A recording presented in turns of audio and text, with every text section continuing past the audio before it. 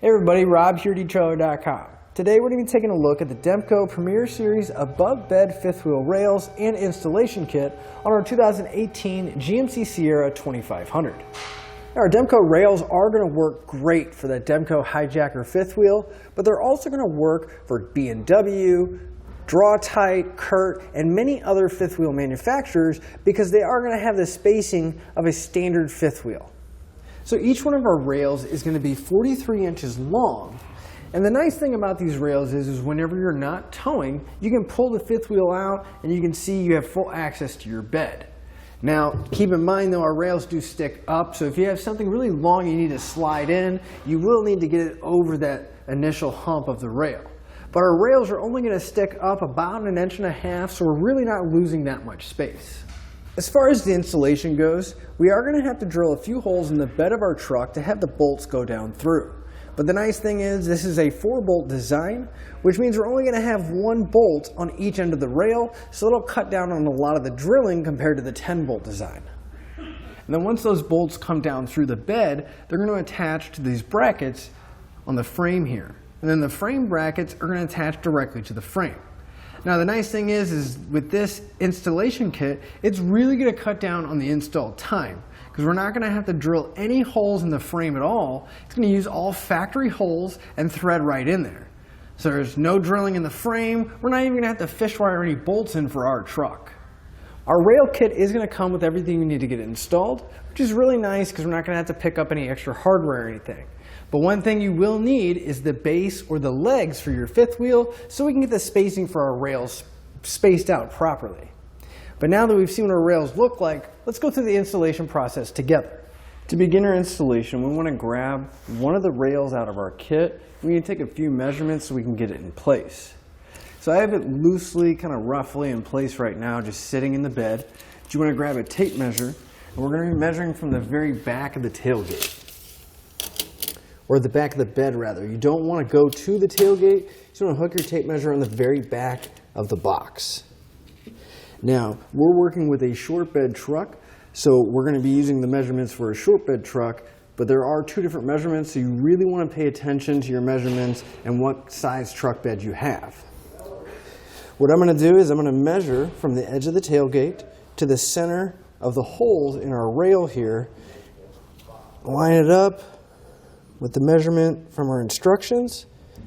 Then we'll move to the other side, take that exact same measurement, and make sure it's nice and square.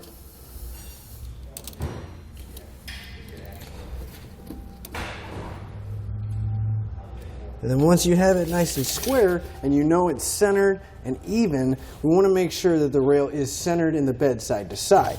Easiest way to do that is if we take a measurement from a fixed point to the end of the rail, and then we compare that measurement to the other side. You should just be able to shift the rail just a little bit, and then double check your measurements, make sure nothing's shifted on you. And then once you have it nice and square, we want to grab the fifth wheel or the base that we're going to be using. Now, just as a reference for myself, it is going to be hard to look down through the hole to see if it's lined up.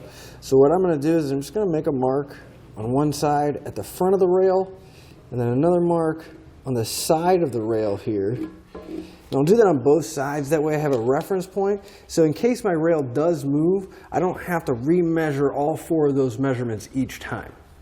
Now we got our base in place, we're using a slider. I do recommend getting an extra set of hands because it can be kind of heavy. But once you get that first rail in towards the back, do you want to double check your positioning, make sure the rail didn't move. And if it did, we can use those alignment marks that we made earlier to line the rail back up, or you can double check all your measurements. But now that we have the rear rail in place, we're going to move the forward rail underneath the fifth wheel so it's locked in as well. And then again, double check that the rails are parallel and that they're not shifting side to side or crooked in any way. Now I'm going to come back with a paint marker and I'm going to mark the second hole from the end on each one of the rails. So I'm going to take my paint marker and go straight down, make a mark right in the center. That way we can come back and make a pilot hole and drill the holes we need to. I'm going to be using a small drill bit to drill a pilot hole, but before you drill through your bed, you do want to go underneath, double check, make sure there's no electrical lines, any kind of fuel lines or anything like that that potentially could get damaged by the drill bit. So we already checked, so again, we're just going to come right to the center of that hole, and we're going to drill a pilot hole straight through.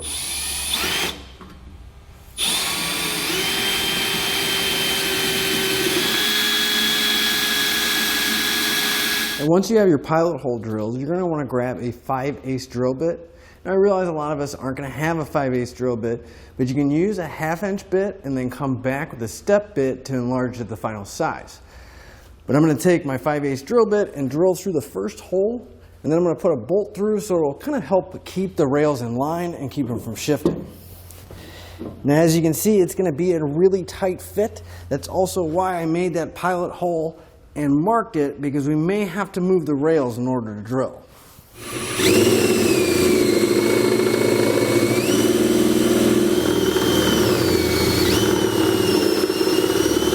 So once you have your holes drilled, it's not a bad idea to take your bolt and make sure that it actually fits through the hole. Because a lot of times when you drill the hole, it'll be the exact same size as the bolt, so you may need to enlarge it just a little bit. But we'll slide our rails back in place and take a 5/8 bolt and a 5/8 flat washer. We're going to have our bolt go through the rail and then have it drop down through the bed. Just want to get everything lined up. Make sure the bolt goes all the way through.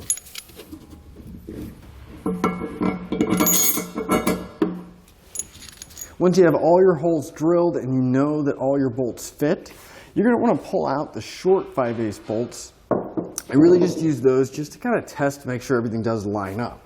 We want to grab the long 3" 5/8 bolts, pass that up with a flat washer, and again we're going to go down right through the hole, but instead of it going all the way through the frame, since we have that gap here, we want to take that bushing, we're going to lift up the rail, slide that bushing in place, and drop the bolt back down through the hole. I'm going to go back through and put all the long bolts and bushings anywhere that there's a gap in between the rail and the bed there. Now before I get too far ahead of myself, I did clean up all those metal shavings because I really don't want to track them in and out of the bed or inside the cab of the truck. So I cleaned those up, and now I'm going to come back, and anywhere that has any kind of exposed metal, I'm just going to cover up with a little bit of spray paint, and hopefully it'll prevent any kind of rust or corrosion from building up. Now if you have a spray-in bed liner like we do, the holes are going to be covered up by the rails, but you can either use a black paint or a clear paint. That way it's not too much difference to the bed liner itself. But now we're going to let that dry, put all our bolts and bushings back in place. So now we're going to move to the frame so we can get our frame brackets installed. And we're over on the driver's side, so you want to grab the driver's side bracket. They are labeled, so it'll be pretty easy to find. Now we're working with the 2018, so we're going to be using the 2 lower holes here and the 2 diagonal lower holes on the other side. Now if you look underneath the bed, you can see where those bolts are coming down through. We want those bolts to line up with these slotted holes on the vertical part of the bracket. So we want to slide this in place and point the bracket to where the wings are on the inside. I kind of like to start a little low so I can get it loosely lined up. I'm just going to lift up, and you can see that the holes we're going to be using all line up with threaded holes in the frame. So we want to grab that 5/8 bolt from before, and just for now I'm going to remove the bracket, just set it aside, and I'm going to test each one of these holes with the bolt. We want to be able to thread it in there, make sure there's no dirt, debris, rust, or anything else. So if we can get them in hand tight, that'll be good. If not, we can go ahead and clean them out. So our weld nuts aren't that dirty, but I'm going to go ahead and clean them anyway. I'm just going to take some spray lubricant, spray them in the holes, and then take a nylon toothbrush and just brush all that dirt and debris out. This will make sure that our bolts won't cross thread and we can get them in and torque down easily. So we'll go ahead and clean all the weld nuts on both sides of the frame. So now we can slide our frame bracket back in place, make sure that the bolt holes line up. You want to make sure it's also nice and tight against the side of the frame. Then we're going to take one of our bolts, we're going to follow it up with a lock washer, then a large flat washer, and then from now, I'm just going to get one bolt started. Just hand tight, a few threads in there, just so I can get the rest of the hardware in place and not have to worry about the bracket falling. Now all 4 bolt locations that we just cleaned are going to get the same combination of hardware, so we'll grab the rest of our bolts, lock washers, and washers for over here. I like to leave the bolts pretty loose, just knowing that they're in there, everything's lined up. That way we can kind of make any little minor adjustments, sliding things back and forth if we need to. But we're going to go in and repeat this same process over on the passenger side with the other bracket and the same hardware. Now the passenger side is going to be very similar. However, once you get to the frame rail, you're going to notice that we have a heat shield that's right below the bolt that we drilled and that we're going to have to get access to later. So while we're at the frame rail here, before we put the bracket in place, I'm going to remove this bolt, and if we come forward a little bit, I'm going to remove this other bolt holding that heat shield on. Now it's not going to completely come off, but it'll at least give us access while we're here so that once we do get under there, we can remove it the rest of the way and get access to the bolt. So I'm going to take a 13mm ratcheting wrench and remove those 2 bolts. Now it is really limited in space in here, so a ratcheting wrench probably is going to be your best bet to remove this bolt. You might be able to get a ratchet and socket in there, but it is pretty tight because the bottom of the bed is right above the frame.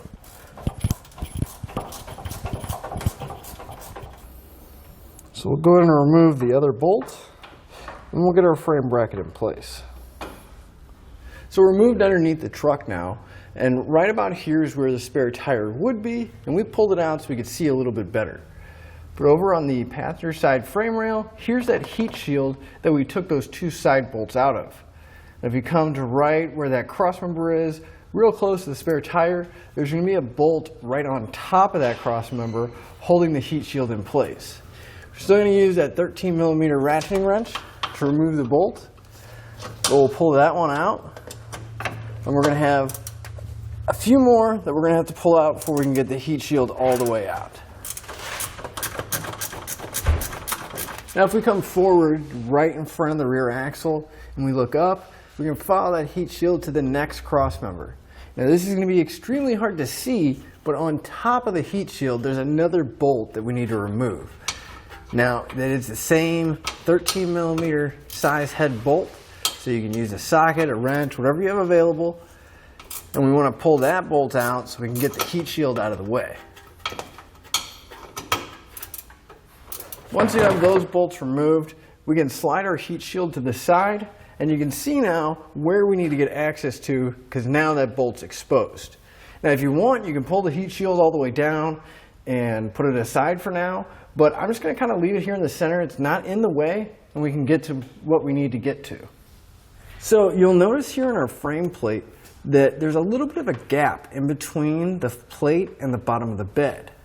Well, we want to grab our U-shaped spacer. I'm going to slide it in between the bed and the bracket so that it's going to be sitting in that low spot there. Now on the bottom here, I'm going to take a spacer. It's not notched, it just has an oval hole. We're going to slide that over the bottom of our bolt, and that's going to act like a plate washer. I'm going to make sure it's pushed up against the frame nice and snug. Then we can grab our 5/8 flange nut. And right now we just want to get it loosely installed so that all the pieces will hold together and we don't have to worry about dropping any of those spacers.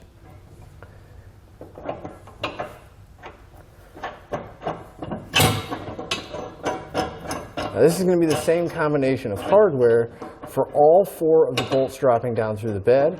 So we'll just go through and we're going to repeat putting that spacer in between here, making sure that it's on the low spot of the corrugation, and then using that large plate washer to get the nut installed. Once you have all the bolts underneath in place, we want to put the base back into the rails so we can prevent it from shifting around. Now I always like to tighten down the rails first. That way it'll keep them in place, and then we can start torquing down the rest of the bolts. Now obviously we're not going to be able to reach underneath with a wrench to hold the nut, so I suggest getting an extra set of hands so you can tighten down the bolts on the top and have them hold a 15/16 wrench on the nut underneath.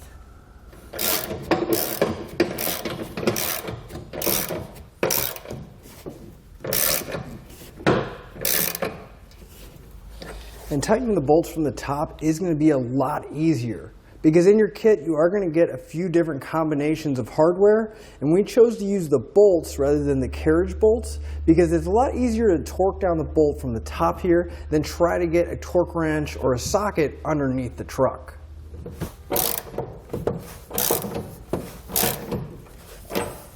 Then we can grab a 15/16 socket or a 24mm socket, and we can tighten up the bolts that are holding the brackets to the frame.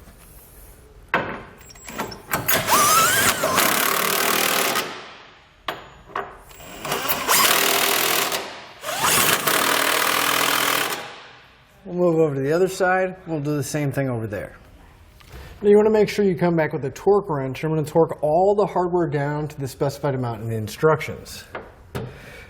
Just want to kind of keep in mind that there is limited space right here. So when you're using your torque wrench, what I like to try to do is stay in between the tire and the leaf spring so we can still get a good amount of swing, but it's not going to take forever to just keep going back and forth.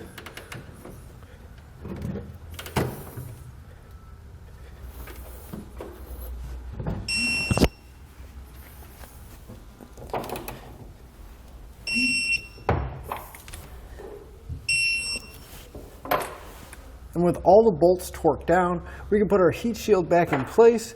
We're just going to use the factory hardware and that 13mm ratcheting wrench to put the hardware back in.